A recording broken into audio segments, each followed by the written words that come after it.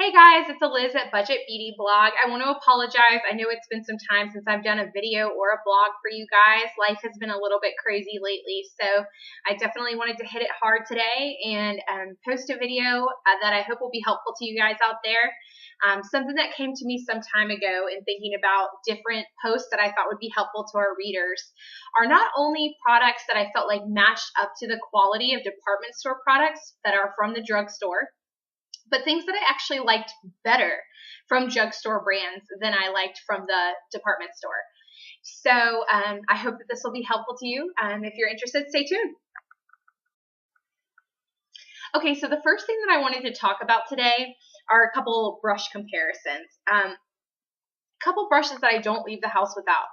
I really love my Japanese angled brush, and I'm going to hold that up for you guys. I know it's kind of dirty, sorry. But this brush is actually something that I use to apply my eyeliner. It's got a really nice angled tip so that it just makes your eyeliner go on really nice and smoothly. It can work for a gel, it works for powder, it also works for just regular old eyeshadow, so just sort of put that on as an eyeliner. So I definitely love this brush, but they are very expensive. I think I purchased this one at Ulta for like $17. Now you can get the coupons that'll give you like $5 off or something like that, but I still think for a brush it's pretty expensive. Which leads me to why I was so pumped when I found this brush from e.l.f. line at Target. It was $3, and it actually has a lot of the same design if you look up closely. It's just very nicely angled.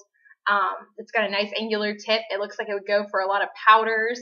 I'm sure it would work if you dipped it in like Vaseline, then dipped it into your eyeshadow for a nice eyeliner.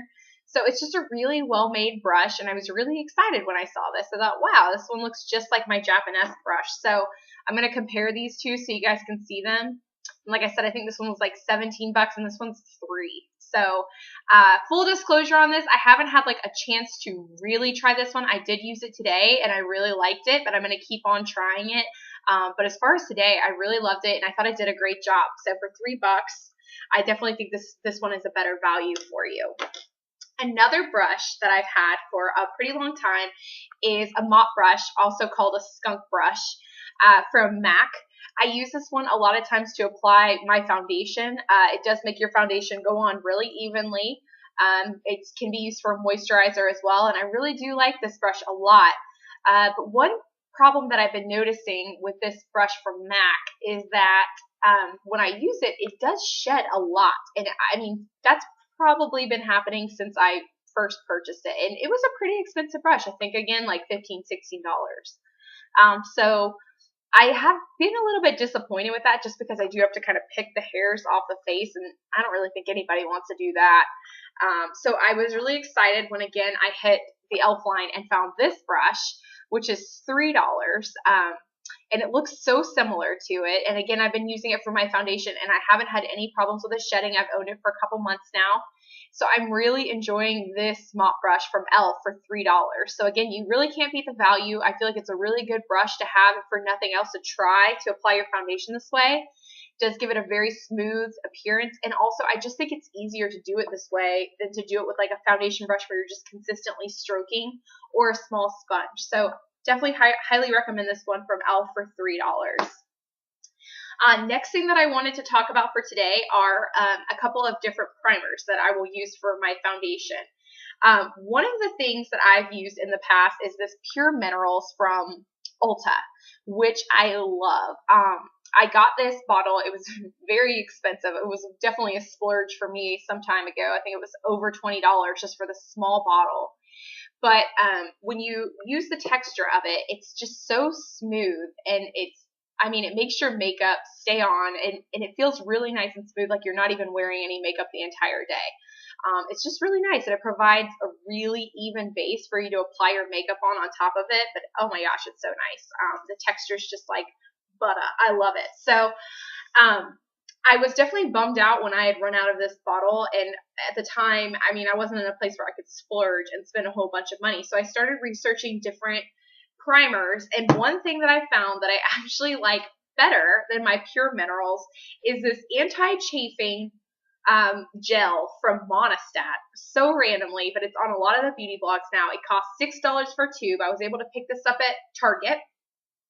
And again, when you just apply like a small drop and use it as your primer for your foundations, it's so smooth and so nice.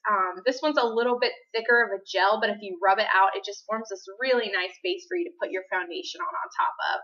So I will continue buying this and not this, because this was just, I mean, I love it. It's a great product, but I feel like for the price tag, this is a much better buy. I got a much bigger size of it. And I mean, I've owned this for probably 3 months or so. And I've only used, as you can see, just a small little dabble of it, and the whole rest of the tube is still mine for the taking. So recommend that. But if you feel a little weird putting a product by Monistat on your face, which I understand, I also ran into this mineral infused face primer from e.l.f. It comes in a small white jug like this, and again, I'm just gonna put like a small little dab on and kind of rub it out. It's a wonderful texture. It's so smooth. Now the tube is about the same size as the Pure Minerals. Well, it's maybe a little smaller, but this one's only $6, so you can't really go wrong with that again.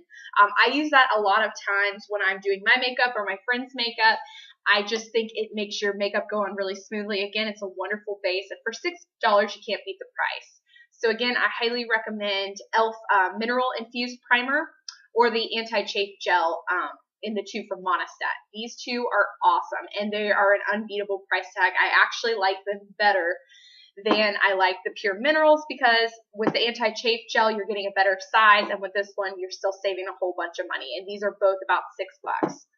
Highly recommend those. Next thing I want to get into for today are some concealers. I used for my wedding this Select Cover Up from MAC. It's like an under eye concealer. It was pretty expensive for a small tube. I was actually pretty shocked. I think it was over $15 just for this small little tube of concealer. And as you can see, I haven't used that much.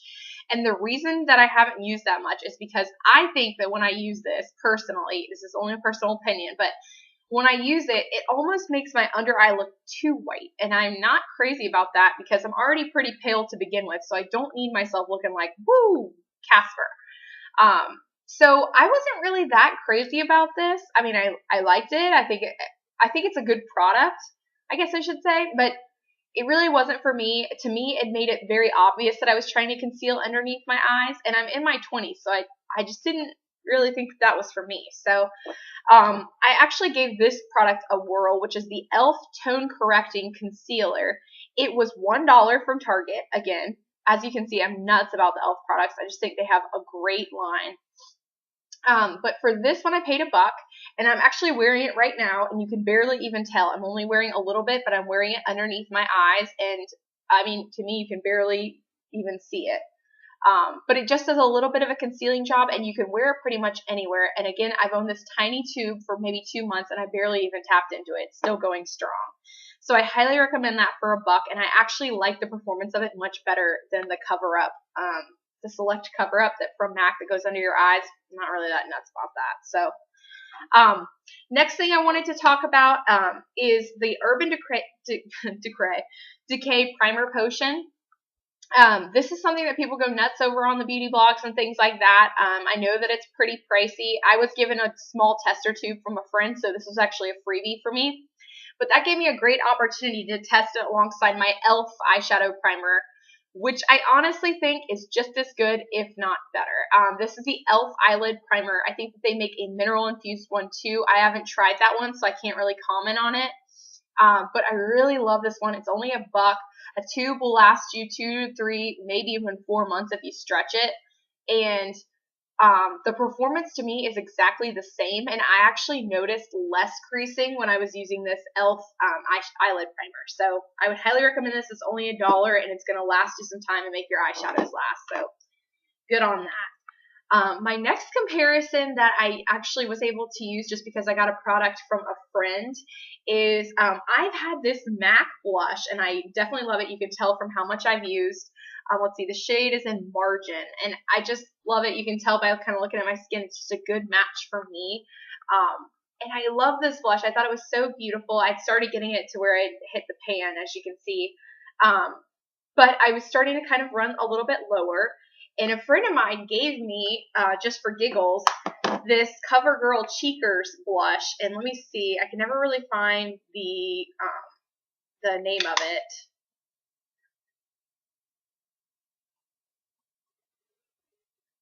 It's in Brick Rose. And the color is so similar to this color Margin from MAC. I'm going to hold them up. They are so similar, it's crazy.